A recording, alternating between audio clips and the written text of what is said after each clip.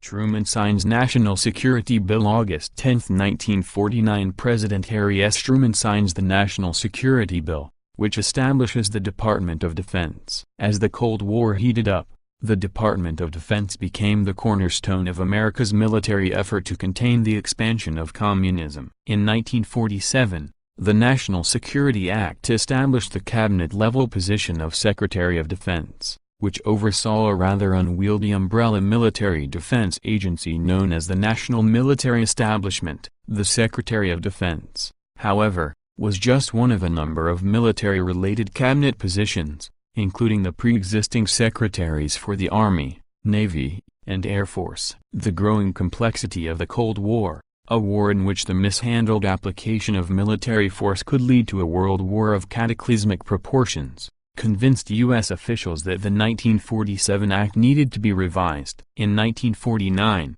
the National Security Bill streamlined the defense agencies of the U.S. government. The 1949 bill replaced the National Military Establishment with the Department of Defense. The bill also removed the cabinet-level status of the Secretaries of the Army, Navy, and Air Force, who would henceforth be subordinate to the Secretary of Defense. The first person to hold this position was Louis Johnson. Finally, the bill provided for the office of Chairman of the Joint Chiefs of Staff in an effort to bring to end to the inter-service bickering that had characterized the Joint Chiefs in recent years. World War II hero General Omar Bradley was appointed the first chairman of the Joint Chiefs of Staff. The National Security Bill of 1949 was the result of the realization that more coordination and efficiency were needed for America's military defense bureaucracy, which had experienced tremendous growth during and after World War II. The Cold War was a new and dangerous kind of war for America, and the 1949 reorganization was recognition of the need for a different approach to U.S. defense.